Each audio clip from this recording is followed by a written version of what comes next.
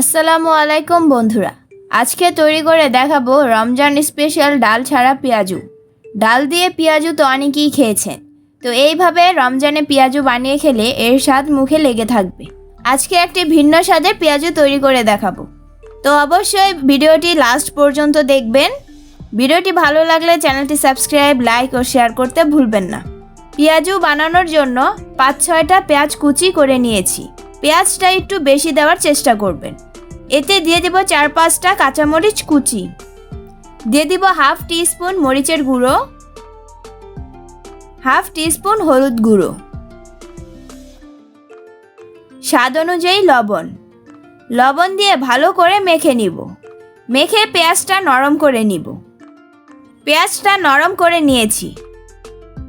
এবার দিব সিদ্ধ করে রাখা আলু 1 কাপ, দিব 1/4 কাপ চালের গুঁড়ো।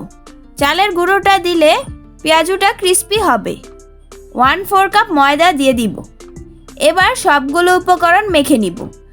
খুব ভালো করে মেখে নিতে হবে। খুব ভালো করে মাখা হয়ে গেছে। এখন এরকম করে পেঁয়াজুর শেপ দিয়ে দিব। এই তো সুন্দর একটা পেঁয়াজুর শেপ তৈরি হয়ে গেছে। এখন চুলায় ভেজে নিব। ভেজে নেওয়ার জন্য প্যানে তেল দিয়ে গরম করে নিয়েছি। তেলটা হালকা গরম হলে পেঁয়াজুগুলো দিয়ে দিব।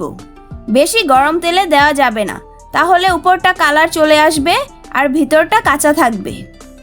মিডিয়াম হিটে পেঁয়াজুগুলো ভেজে নিব। যখন নিচে হালকা কালার চলে আসবে তখন উল্টে দিব। উল্টে পাল্টে ব্রাউন কালার করে ভেজে নিব। একটু সময় ধরে ভাজতে হবে, তাহলে পেঁয়াজুগুলো আরও বেশি ক্রিস্পি হবে। এই তো পেঁয়াজুতে সুন্দর ব্রাউন কালার চলে এসেছে। এখন স্ট্রেনারে তুলে নিব। তৈরি হয়ে গেছে মুচমুচে ডাল ছাড়া পেঁয়াজু। আশা করছি এই রমজানে এই পেঁয়াজুটা বানিয়ে খাবেন। খুবই ঝটপটভাবে বানিয়ে নিতে পারবেন এই পেঁয়াজু। কোনো ঝামেলা ছাড়াই বানিয়ে ফেলতে পারবেন। এই পেঁয়াজুটা খেতে খুবই অসাধারণ আর অনেক বেশি মজা হয়েছে। আশা করছি এই রমজানে অবশ্যই আপনারা বাসায় ট্রাই করবেন। আপনাদের খুবই ভালো লাগবে। রেসিপিটি ভালো লাগলে ভিডিওতে লাইক করবেন, কমেন্ট করে জানাবেন কেমন হয়েছে। বেশি বেশি সবার সাথে শেয়ার করবেন। নতুন নতুন আরও মজাদার রেসিপি পেতে চ্যানেলটি সাবস্ক্রাইব ও বেল আইকনে প্রেস করবেন। আল্লাহ হাফেজ।